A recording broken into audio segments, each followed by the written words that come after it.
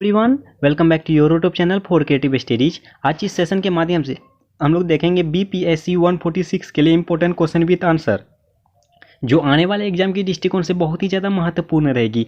आज जो है बीपीएससी 146 के सेकेंड क्लास है। इससे पहले एक क्लास ऑलरेडी पोस्ट हो चुकी है और इसका एक प्लेलिस्ट बना दिया गया है BPSC 146 important question with answer के नाम से। उसका लिंक जो है डिस्क्रिप्शन बॉक्स में और कमेंट बॉक्स में पिन किया हुआ सबसे ऊपर में मिल जाएगा, तो उससे आप फर्स्ट क्लास भी कर लीजिए और सेकंड क्लास तो अभी हो ही रही है। जैसे कि गाइज बीपीएससी 146 के लिए जो है आपको ये असाइनमेंट के क्वेश्चन से मतलब एक्सप्लेन किया जा रहा है। इससे पहले एक क्लास हो चुकी है, ठीक है। तो इस बार देखा जाए तो एग्जाम में जो है ना असाइनमेंट के क्वेश्चन से भी आपको मतलब देखने को मिल रहा है, तो उसको हम लोग इग्नोर नहीं कर सकते, क्योंकि असाइनमेंट के क्वेश्चन जो है आपके सिलेबस से ही पूछा जाता है, सिलेबस का ही होता है। तो उसको हम लोग देखते हैं। आज सेकंड क्लास है। जैसे कि आज हम लोग देखेंगे शांति से आप क्या समझते हैं। इससे पहले वाली फर्स्ट क्लास में हम लोग संघर्ष के बारे में देखे थे, संघर्ष क्या होता है, संघर्ष कहाँ से उत्पन्न होती है, इसके स्टेप बाय स्टेप बात समझे थे। अभी शांति के बारे में देखेंगे, शांति क्या होती है, ये उसका उदाहरण सहित शांति के स्वरूप की विवेचना करना है। इसके बारे में हम लोग को देखना है, ये बहुत ही ज़्यादा महत्वपूर्ण रहेगी, ठीक है। तो इसको ध्यानपूर्वक सुनिएगा, ओके। और जो भी चैनल में न्यू है प्लीज़ चैनल को सब्सक्राइब कर लीजिएगा, ओके। चलिए देखते हैं आज का आंसर। शांति शत्रुता तथा हिंसा के अभाव में सामाजिक मित्रता तथा सद्भाव की अवधारणा है। ये देखो, शांति जो है आपकी मित्रता, आपके गुण, आपके स्वभाव, किस तरह के स्वभाव से हैं। समाज में मित्रतापूर्ण अगर रहेगी तो वहाँ शांति होगी। अगर समाज में मित्रता नहीं रहेगी, फ्रेंडशिप नहीं रहेगी, तो वहाँ अशांति की जो ना सद्भाव, वहाँ की भावना ज़्यादा पनपेगी। इसलिए सामाजिक में मित्रता अगर रहेगी, हमारे बीच और आपके बीच मित्रता रहेगी, तो इसमें शांति रहेगी। आप समझ सकते हैं शांति क्या होती है, आप अपने मन से भी बना के लिख सकते हैं। इसमें जो है ना आपके कुछ विचारक जो है, विचारक ने शांति का क्या परिभाषा दी है इसके बारे में बताया है। देखिए, इसमें कहा जा रहा है शांति का अर्थ आमतौर पर संघर्ष की कमी, जैसे कि युद्ध तथा व्यक्तियों या समूहों के बीच हिंसा के डर से मुक्ति के लिए किया जाता है। देखिए, शांति का अर्थ जो है ना बेसिकली हम लोग किस में कहा जाता है, संघर्ष। यहाँ देखिए, संघर्ष का इसका यहाँ मीनिंग होता है कि आपके लड़ाई झगड़े से, ना कि आपका परिश्रम। देखिए, संघर्ष का बहुत सारे मीनिंग होते हैं। हर संघर्ष के जो है ना अलग अलग जगहों पर अलग अलग उसका अर्थ होती है। तो यहाँ पे जो है ना संघर्ष का मतलब यही है कि लड़ाई, जहाँ लड़ाई की कमी होगी और वहाँ शांति ही होगी। और संघर्ष के बारे में इससे पिछले वाले सेशन में बेहतरीन तरीके से समझ चुके हैं, ठीक है। तो वही है।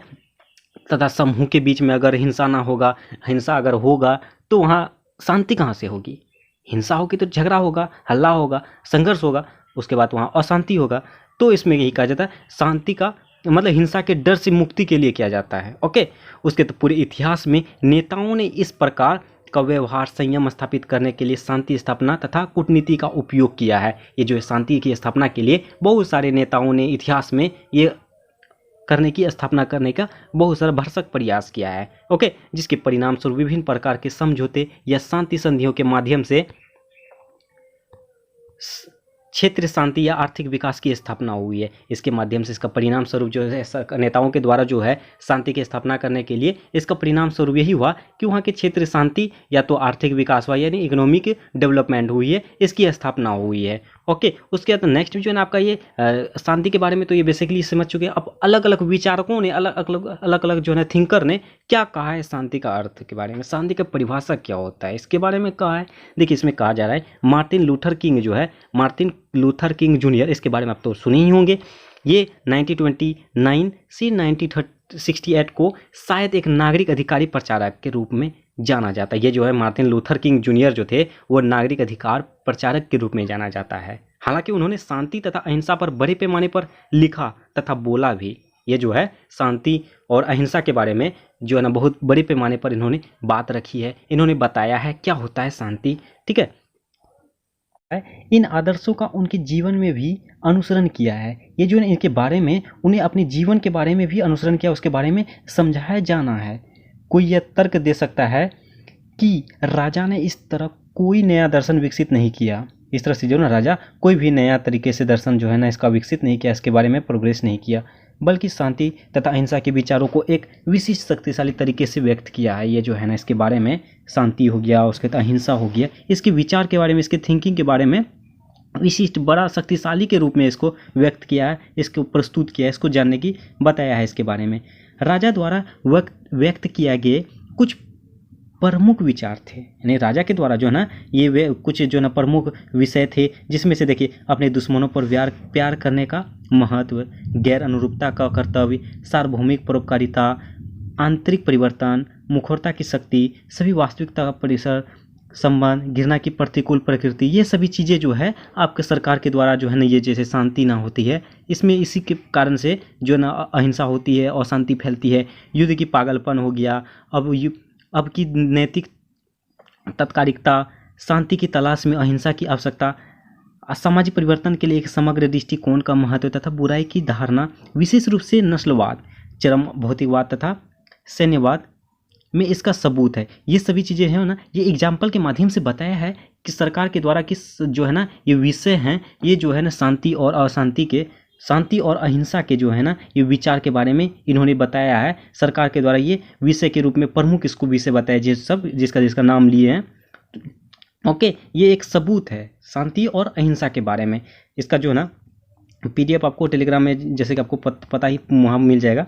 उसके नेक्स्ट विचारक, नेक्स्ट थिंकर जो है जीन शॉर्प, जो 1928 से 2018 के बीच अहिंसा तथा अहिंसक कार्रवाई के महत्वपूर्ण सिद्धांतकार थे। ये जो है जीन शॉर्प जो है वो अहिंसा तथा अहिंसक कार्रवाई के एक महत्वपूर्ण सिद्धांतकार थे। इन्होंने जो है ना अहिंसा हो गया और अहिंसक कार्रवाई के बारे में इन्होंने बहुत ही महत्वपूर्ण तरीके से सिद्धांत दिया था। ये सिद्धांतकार थे। ओके, तथा इसने काम का व्यापक रूप से अहिंसक कार्यकर्ताओं द्वारा उपयोग किया है। इन्होंने जो है काम का व्यापक रूप से, काम के बहुत विस्तार के रूप से जो है ना अहिंसक के कार्यकर्ताओं के द्वारा उपयोग किया है। इसके बारे में अहिंसक होता है क्या है, इसके कार्यकर्ता द्वारा इसके बारे में समझाया, इसके बारे में उपयोग किया है, इसके बारे में इस्तेमाल किया है। उनके विचार के केंद्र में राज्य की शक्ति में उनकी अंतर्दृष्टि है। उसके विचार के केंद्र में जो है ना ये जीन शॉर्प के विचार के केंद्र में राज्य की शक्ति जो है उनकी शक्तियों में जो है ना राज्य की शक्ति में उनकी अंतर्दृष्टि है। ओके, उसके बाद विशेष रूप से यह शक्ति एक राज्य के विषयों द्वारा अनुपालन पर निर्भर है। ये विशेष रूप से महत्वपूर्ण तौर से ये शक्ति जो होती है ये एक राज्य के विषय के द्वारा ही अनुपालन पर निर्भर होता है। वो राज्य के द्वारा जो नियम होते हैं, कानून होते हैं, उस पर निर्भर करती है। यह अनुपालन राज्य संस्थाओं तथा संस्कृति के माध्यम से काम करता है। ये शांति जो है अहिंसक होती है, जो है ये अनुपालन जो है ना उसके नियम तौर पर जितने भी राज्य के द्वारा जो भी संस्थान हो गया, संस्कृति हो गया, नियम हो गया, उसी के अनुसार ये काम करते हैं, उन्हीं के अनुसार चलती है। अब जिस तरह से जैसे राज्य में राज्य सरकार के द्वारा जो नियम कानून होंगे तो उसी के अनुसार किया जाएगा। जैसे आप मान के चलते हैं, अभी एक एग्जांपल के बोल रहे हैं, बिहार में जैसे अभी शराब बंद है तो बाकी स्टेट में ऐसा नहीं है, क्योंकि वो राज्य सरकार के द्वारा किया गया था। उसी तरह से में कहा जा रहा है राज्य संस्था के द्वारा जो भी संस्कृति माध्यम होती है उसके अनुसार काम करती है। ओके, इससे शॉर्प ने अहिंसक कार्रवाई का एक कार्यक्रम विकसित किया जो राज्य की सत्ता को तोड़कर काम करता है। ये जो है जीन शॉर्प ने अहिंसक के बारे में कार्रवाई के माध्यम से उन्होंने ये कार्यक्रम विकसित किया, प्रोग्रेस किया है। इसके बारे में बताया है कि जो राज्य की सत्ता को तोड़कर काम करता है, जो राज्य की सत्ता को, जो राज्य के नियम कानून जो होंगे उसको तोड़कर काम करता है। ओके, उसके शॉर्प के आलोचकों का तर्क है कि वह वास्तव में एक अमेरिकी नेतृत्व वाली विश्व व्यवस्था के समर्थक थे। ये जो जीन शॉर्प जो है इसके आलोचकों का तर्क, इसके आलोचकों के माध्यम से ये ज्ञात होता है कि वास्तव में एक अमेरिकी नेतृत्व वाली विश्व संस्था के समर्थक थे। ये जीन शॉर्प जो थे वो विश्व व्यवस्था के, अमेरिकी नेतृत्व के विश्व व्यवस्था के समर्थक थे। ओके ना। विशेष रूप से अहिंसक संघर्ष के उनके कार्यक्रम को आमतौर पर उन देशों पर लागू किया गया था जो अमेरिकी भू रणनीतिक प्राथमिकताओं का पालन नहीं कर रहे थे। ये जो विशेष रूप से अहिंसक जो हो गए, अहिंसा हो गया, अहिंसक हो गए, संघर्ष यानी झगड़ा लड़ाई कि उनके कार्यक्रम को आमतौर पर बेसिकली जो है उन देशों पर लागू किया गया था जहाँ पर अमेरिकी भू रणनीति होगी, वहाँ जो ना वहाँ की पर्सनली अमेरिका की जो रणनीति थी उसकी प्राथमिकताओं को पालन नहीं कर रहे थे। वहाँ जो भी अमेरिका के द्वारा, अमेरिका सरकार के द्वारा, अमेरिका भूमि के द्वारा जो भी रणनीति अपनाई गई थी उसको प्राथमिकता का पालन नहीं कर रहे थे। ओके, या उन देशों के साथ जो कॉरपोरेट हितों के अनुरूप नहीं थे, सॉरी, ये जो है उन देशों के साथ जो भी कॉरपोरेट हित होते हैं उसके अनुरूप ये बिल्कुल नहीं थे। जैसे कि वहाँ के वहाँ पालन नहीं करते थे, उसी तरह उसके हितों के अनुसार अनुरूप थे, उसके जो ना हित के जो ना वो विपरीत थे। ठीक है, फिर अगला आपका जो है थिंकर, अगला विचारक जो है आप उसके बारे में देखते हैं। ये क्या कर रहा है, जोहान गाल्टुंग, ये सभी को थोड़ा सा याद करके रखना होगा, इसका नाम और इसके क्या क्या क्या बातें कही है शांति के बारे में, इसको माइंड में थोड़ा रखना ही होगा, क्योंकि ये समझ में तो आएगा ही कि कौन किसने कहा था, मैं समझा रहा हूँ तो, लेकिन आपको थोड़ा सा नाम भी याद रखना होगा कौन से जो विचारक क्या कहे थे। ओके, जैसे कि जोहान गाल्टुंग जो है 1930 ईस्वी को व्यापक रूप से शांति पर अग्रणी समकालीन सिद्धांतकार के रूप में मान्यता प्राप्त हैं। ये जो 1930 ईस्वी में जो है, ये जोहान गाल्टुंग जो थे वो 1930 ईस्वी में बहुत ही बेहतरीन तरीके से, बहुत ही व्यापक रूप से जो है वो शांति पर अग्रणी समकालीन जो है वो शांति से संबंधित जो है वो बहुत ही अच्छे सिद्धांतकार के रूप में मान्यता प्राप्त थी, उसको मान्यता प्राप्त था शांति के बारे में, ठीक है। तथा उन्हें अक्सर समकालीन शांति सिद्धांत के संस्थापक के रूप में वर्णित किया जाता था। ये जो है गाल्टुंग को अक्सर समकालीन शांति सिद्धांत के रूप में हम लोग संस्थापक के रूप में हम लोग समझ सकते हैं। जैसे कि हम जो है ना इसको बोल सकते हैं शांति सिद्धांत के संस्थापक कौन थे, तो इसका नाम आ जाएगा आपका गाल्टुंग जो थे। ये यहाँ पे आप देख सकते हैं यहाँ का जोहान गाल्टुंग। इसी में आप जैसे आप आंसर लिखोगे ना, यहाँ थोड़ा सा आप पॉइंट दे देना, इस तरह से कर सकते हो, या तो स्टार दे सकते हो, किसी तरह आप जो है ना मेंशन कर देना, थोड़ा सा हो सके तो हाईलाइट भी कर देना। ओके, इस तरह से तो आपको बेहतरीन लगेगा। जोहान गाल्टुंग, ओके, जोहान गाल्टुंग को हम लोग शांति सिद्धांत के संस्थापक के रूप में जानते हैं, वर्णित किया जाता है। गाल्टुंग ने हिंसा का वर्णन करके तथा विशेष रूप से प्रत्यक्ष हिंसा को अप्रत्यक्ष या संरचनात्मक हिंसा के से अलग शांति को वर्गीकृत करने की चुनौती का सामना किया है।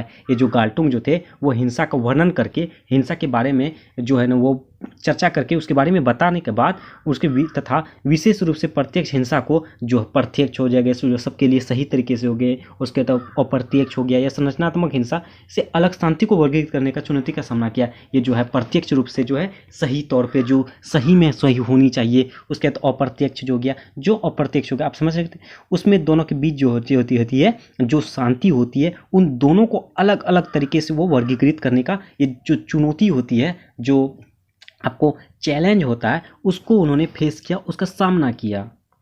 इस अंतर में गाल्टुंग ने शांति की एक एकीकृत टाइपोलॉजी विकसित की। इसके ये जो है दोनों के बीच डिफरेंट बता के उन्होंने गाल्टुंग जो थे उस शांति की एक एकीकृत टाइपोलॉजी विकसित की। उसके बारे में टाइपोलॉजी ने उसके बारे में बताया, उसके बारे में नया चीज़ों की प्रोग्रेस की, नई चीज़ों के बारे में जानकारियाँ दी, जिसमें शामिल है, जिसमें देखिए इसमें क्या क्या टाइपोलॉजी पर शामिल किया था, उसको विकसित किया था। प्रत्यक्ष शांति हो गया, जहां शक्ति या समूह की किसी अन्य व्यक्ति या समूह के खिलाफ न्यूनतम प्रत्यक्ष हिंसा में लिप्त है। उसके बाद संरचनात्मक शांति हो गया सॉरी, जिसमें समाजों में और उनके बीच न्याय संगत संबंध शामिल हैं। उसके बाद तथा सांस्कृतिक शांति, जहां पारस्परिक समर्थन तथा प्रोत्साहन के लिए एक साझा प्रतिबद्धता है। ये जो है शांति के बारे में जो है ना गाल्टुंग ने ये टाइपोलॉजी सब विकसित किया था, जो जिसका नाम बताए, जिसके बारे में बताएं, ये सभी टाइपोलॉजी का उन्होंने विकसित किया था, ठीक है, प्रतिबद्धता किया था। हाल ही में एक और आयाम विकसित किया गया, इसके जो रिसेंटली एक और नया आयाम विकसित किया गया, अर्थात पर्यावरण शांति, यानी पर्यावरण के साथ सामंजस्य स्थापित करने की स्थिति। ये जो है पर्यावरण जो है एनवायरनमेंट के बारे में, एनवायरनमेंट पीस के बारे में इन्होंने पर्यावरण के साथ सामंजस्य स्थापित करने की स्थिति को, सिचुएशन को समझाया है। उसके बाद इसके बारे में सकारात्मक तथा नकारात्मक शांति की अवधारणा मुख्यतः गाल्टुंग के कार्य से उत्पन्न होती है। ये जो है पॉजिटिव हो गया, नेगेटिव हो गया, किस तरह से शांति है, पॉजिटिव है या नेगेटिव है, इसके बारे में, इसकी धारणा के बारे में मुख्यतः गाल्टुंग ने इसके बारे में उत्पन्न किया था। गाल्टुंग जो है थिंकर थे, उन्होंने इसके बारे में बताया है। ओके, प्रत्यक्ष शांति को नकारात्मक शांति के समान देखा जा सकता है। प्रत्यक्ष शांति को जो है ना नकारात्मक शांति के रूप में हम लोग देख सकते हैं। जो प्रत्यक्ष जो होगा, किसी के हित में जो होगी शांति होगी, तो वो नकारात्मक शांति होगी। ओके, उसके बाद इसमें प्रत्यक्ष हिंसा का अभाव शामिल है। इसमें प्रत्यक्ष हिंसा का अभाव शामिल है। प्रत्यक्ष जो है इसमें हिंसा जो होती है उसका कमी होती है, उसमें अभाव होता है। संरचनात्मक तथा सांस्कृतिक शांति सकारात्मक शांति के समान विचार हैं। ओके, उसमें जिसमें ये विचार एक शांतिपूर्ण समाज में और व्यक्तियों तथा समूहों के बीच शांतिपूर्ण बातचीत में हम जो खोजते हैं उसके व्यापक विचारों पर प्रतिबंध को आमंत्रित करते हैं। ये जो है समान विचार के रूप में हम लोग शांति जो है सकारात्मक रूप में जो है हम लोग, एक तो शांति सकारात्मक जो है हम लोग समान रूप से विचार करते हैं, उसमें जो विचार जो होती है उसमें शांतिपूर्ण, जितने भी समाज में शांतिपूर्ण समाज स्थापित होती है उसकी भी जो व्यक्ति होती है, समूह होती है, उसमें शांतिपूर्ण सही तरीके से हम लोग आपस में सद्भावना के तौर पर स्वाभाविक रूप से जो भी बातचीत होती है उसको हम लोग खोजते हैं। वो समाज में क्या होता है कि शांति, जिस समाज में शांति होती है वहाँ आपस में ना समूह के रूप में शांतिपूर्ण तरीके से हम लोग बातचीत करते हैं। ऐसा नहीं कि समाज में जो ना एक मतलब उड़न टाइप का करते हैं तो दूसरे ये, तो वो समाज में इस तरह से शांति की स्थापना ढूंढते हैं। ओके, उसके बाद इस तरह से जिन विचारों को हम लोग आमंत्रित करते हैं, इनविटेशन देते हैं। इसी तरह से शांति की एक एकत्रित धारणा जिसमें शांति के व्यक्तिगत तथा सामाजिक आयाम शामिल है। ओके, गल्टंग जो है में काफ़ी हद तक प्राप्ति होती है। इसके बारे में जो है गल्टंग जो थे उसके बारे में, शांति के बारे में बहुत ही हद तक हम लोग इससे प्राप्ति होती है कि शांति के आयाम क्या होते हैं, सामाजिक आयाम क्या होते हैं, किस तरह से शांति की स्थापना होती है, किस तरह से समाज में शांति जो है ला सकते हैं, इसके बारे में हम लोग बेहतरीन तरीके से इससे प्राप्त होती है। जिसमें गल्टंग जो है शांति तथा युद्ध की धारणाओं को राष्ट्र राज्यों के बीच हिंसा की अनुपस्थिति से अधिक शामिल करते हैं। ये जो है गल्टंग जो है शांति तथा युद्ध जो होती है उसकी धारणा जो होती है वो देश के स्तर पर, राज्य के स्तर पर, इन दोनों के बीच में जो भी होती है हिंसा होती है उसको अनुपस्थिति से अधिक शामिल करते हैं। ओके, जो कि लोग अक्सर सोचते हैं। जब हम शांति के समय या युद्ध के समय की बात करते हैं, जब हम शांति के समय, जैसे हम लोग अभी शांति रूप से पढ़ रहे हैं, ये इसी में जो है ना अभी यूक्रेन और रूस के साथ जो है युद्ध हो रहा था उस समय की बात करेंगे तो वहाँ हम लोग समझ सकते हैं शांति और अशांति, अहिंसा और हिंसा के बारे में। ओके ना।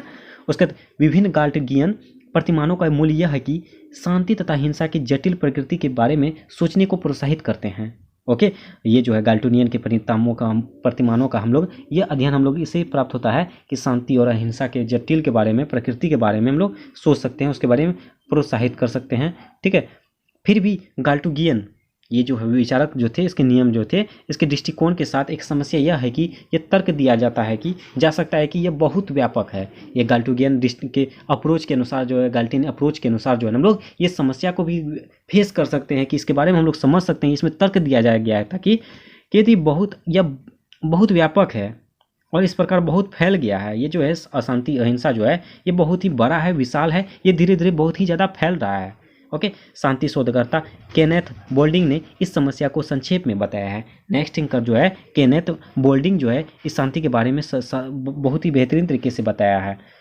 ठीक है, जो कि संरचनात्मक हिंसा की धारणा जैसे कि गल्टंग द्वारा विकसित किया गया था। ये गल्टंग के बारे में जो भी विकसित किया था उसके बारे में इन्होंने भी बताया है। वास्तव में कुछ भी है जो गल्टंग को पसंद नहीं था, जो भी वो वास्तव में जो है रियलिटी में जो भी चीज़ें हैं वो गल्टंग को पसंद नहीं था। ये हिंसा ये सब चीज़ें उसे बिल्कुल भी पसंद नहीं था, उसे शांति पसंद थी। निहितार्थ से गल्टंग की शांति की धारणा को भी बहुत सामान्य तथा बहुत फैला हुआ होने का तर्क दिया जा सकता है। ये जो है बिना सेल्फिश के तौर पर गल्टंग की शांति की जो है ना धारणा को भी बहुत ही सामान्य नॉर्मल तरीके से तथा बहुत ही फैला हुआ होने का तर्क दिया जा सकता है। दिलचस्प बात यह है कि गल्टंग ने सुझाव दिया है कि शांति को परिभाषित करना कभी ना खत्म होने वाला कार्य है। शांति को जो है इन्होंने ये बताया है कि सबसे पहली बात तो गल्टंग जो ये बताया, दिलचस्प की बात यह है कि शांति को परिभाषित करना कभी ना खत्म होने वाली यह कार्य है, जो शांति को हम लोग कभी भी परिभाषित नहीं कर सकते हैं, इसके बारे में उन्होंने बताया है। तथा वास्तव में शांति के दर्शन का व्यक्त करना इसी तरह कभी ना खत्म होने वाला अभ्यास माना जा सकता है। उसी तरह जो है ना वास्तव में रियलिटी में जो है ना शांति के दर्शन जो होते हैं, उसके तौर तरीके होते हैं जो है व्यक्त करना, इसी तरह से उसको कभी ना खत्म करना। जैसे कि शांति को ना ही परिभाषित कर सकते हैं और ना ही कभी खत्म कर सकते हैं, इसके बारे में ये अभ्यास माना जा सकता है गल्टंग के द्वारा। ओके, यह अभ्यास है कि शांति संघर्ष की अनुपस्थिति से अधिक है, शांति की संस्कृति की धारणा के उद्भव के केंद्र में है। एक ऐसी धारणा जो 20वीं सदी के अंत और 21वीं सदी के शुरुआत में शांति अनुसंधान के भीतर अधिक ध्यान आकर्षित कर रही है। ये जो है शांति की संस्कृति हो गया, कल्चर जो होगी, शांति की पीस की कल्चर जो होगी, उसकी धारणा के उद्भव को, उसकी जो शुरुआत जो होगी, उसकी स्थापना जो होगी, वो केंद्र में है शांति का। ओके, एक ऐसी धारणा जो 20वीं सदी जो है उसके अंत में, मतलब 21वीं सदी की शुरुआत के तौर पर हम लोग इसके अनुसंधान में हम लोग इसका ध्यान आकर्षित कर सकते हैं, केंद्रित कर सकते हैं। ओके, ये धारणा यूनेस्को के जनादेश के भीतर निहित थी। ये जो है ये धारणा जो थी ये 21वीं सदी में जो शुरुआत की गई थी, ये यूनेस्को देश में जो है ना ये यूनेस्को देशों में देखा गया था, इस विकार के साथ कि चूंकि युद्ध मानव दिमाग में शुरू होते हैं, सबसे पहले युद्ध जो होती है वो मानव के दिमाग में शुरू होते हैं। ओके, इसलिए युद्ध के खिलाफ रक्षा को व्यक्तियों के दिमाग में स्थापित करने की आवश्यकता होती है। इसलिए जो है ना युद्ध के खिलाफ, युद्ध जो है उसके खिलाफ जो होती है उसको रक्षा के लिए हम लोग माइंड में सबसे पहली बात सोचना चाहिए, क्या करने से हम लोग को युद्ध रोका जा सकता है। उसकी रक्षा के लिए हम लोग सबसे पहले सोचना चाहिए। इस धारणा की एक व्यापक अभिव्यक्ति संयुक्त राष्ट्र महासभा के प्रस्ताव 243 में शांति की संस्कृति की घोषणा तथा कार्यक्रम की घोषणा 13 सितंबर 1999 को सर्वसम्मति से अपनाई गई।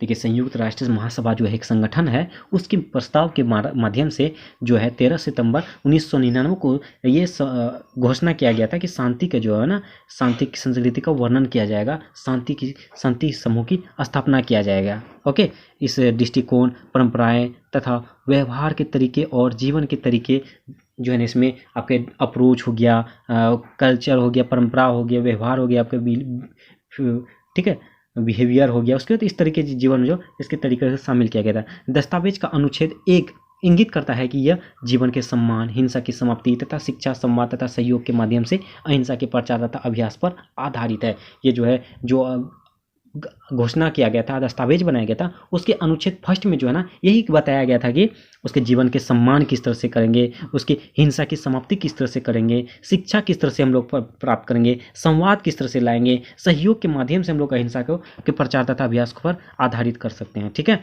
उसके शांति की संस्कृति के दर्शन का कोई भी प्रयास जटिल है। शांति की जो है ना कोई भी प्रयास जटिल नहीं थी, उसकी संस्कृति का दर्शन जो है कोई भी प्रयास जटिल है, सभी प्रयास जो है ना मतलब कठिन है। ओके, चुनौतियों में से एक यह है कि संघर्ष मानव अनुभव का एक आवश्यक में से महत्वपूर्ण तत्व है। यह संघर्ष जो है, झगड़ालू जो है, मानव अनुभव का एक आवश्यक हिस्सा है तथा संस्कृति के शुरुआती तौर पर यह महत्वपूर्ण तत्व है। भले ही हम हिंसक संघर्ष को केवल सामाजिक संघर्ष से अलग कर देते हैं, हालांकि हम लोग जो है हिंसक संघर्ष जो होती है, जो हिंसक के रूप में जो झगड़ा होती है, वो केवल समाज के संघर्ष से अलग कर देते हैं। ये पूरी तरह ये समस्या का समाधान नहीं करता है। ये जो है पूरी तरीके से हम लोग इस संघर्ष का जो हम लोग इसका हल नहीं निकाल सकते, समाधान नहीं कर सकते हैं, क्योंकि मानव संस्कृति अभी भी युद्ध की घटना पर बहुत अधिक निर्भर रही है।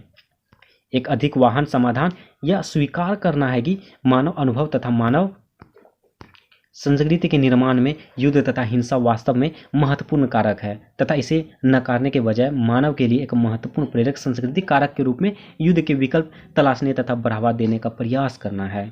ये जो है हम लोग जो है किस तरह से शांति का अपनाएंगे, इसके मानव के लिए महत्वपूर्ण प्रेरक जो होंगे, उसकी संस्कृति का कारक में रूप में जो है ना युद्ध के विकल्प जो है ना उसको तलाशने का, बढ़ावा देने का प्रयास करता है। ठीक है, जैसे कि कहा जा रहा है, विलियम जेम्स में युद्ध के नैतिक समकक्ष अपने प्रसिद्ध निबंध में सुझाव दिया है। ये जो है विलियम जेम्स जो है ना अपनी पुस्तक, अपने निबंध के माध्यम से उन्होंने ये जो है ना इसके जो है ना युद्ध के बारे में सुझाव दिया है, किस तरह से क्या करना है। ठीक है, तो इस प्रकार देखा जाए तो आपका सेकेंड नंबर क्वेश्चन का भी जो हम लोग एक्सप्लेनेशन पूरा हो चुकी है, जो शांति से रिलेटेड था। अलग अलग विचारक जो है अलग अलग तरीके से शांति के बारे में बताया है, कोई देश से रिलेटेड किया है, कोई राज्य से, कोई अपने जीवन से, मतलब कि आपके शांति के बारे में बेहतरीन तरीके से बताने का प्रयास किया है। क्या होता है शांति, कैसे शांति के बारे में परिभाषित किया जा सकता है। कोई कहा है शांति को परिभाषित नहीं कर सकते हैं, कोई कहता है कि शांति को कभी हम लोग समझ ही नहीं पाएंगे, मतलब शांति कभी समाप्त नहीं हो पाएगा। इस तरह से चीज़ें सब जो है ना सभी विचारक ने अपनी अपनी बातों को अपने अनुसार उन्होंने प्रस्तुत किया है, वर्णित किया है, निबंध में रखा है। ओके, तो आज के सेशन में बस शांति के बारे में जो बेहतरीन तरीके से हम लोग समझ चुके हैं। इससे पहले वाले सेशन में संघर्ष के बारे में देखे तो वो दोनों के दोनों सवाल जो बहुत ही ज़्यादा महत्वपूर्ण रहेगी, तो आप लोग दोनों के दोनों सवाल जरूर कंप्लीट करके जाइएगा। ओके, तो आज के सेशन में बस एक ही सवाल को रहने देंगे और नेक्स्ट सेशन जो है ना उसमें हम 2 से 3 क्वेश्चन लेने की कोशिश करेंगे। ओके ना, तो आज के सेशन में बस इतना ही रहने देते हैं। सो प्लीज़ आप सभी से एक निवेदन है, मेरा एक्सप्लेनेशन कैसा रहा उसके बारे में आप कमेंट कीजिए। उसके बाद वीडियो पसंद है तो लाइक ज़रूर कीजिए। उसके बाद प्लीज़ अगर चैनल में पहली बार आए हैं सो प्लीज़ चैनल को सब्सक्राइब कर लीजिएगा, बेल आइकन को हिट कर दीजिएगा। ओके, और वीडियो पसंद है तो लाइक ज़रूर कीजिएगा, उसके बाद अपने दोस्तों को भी शेयर कीजिएगा। ओके, चलिए मिलते हैं नेक्स्ट वीडियो में, तब तक के लिए थैंक यू।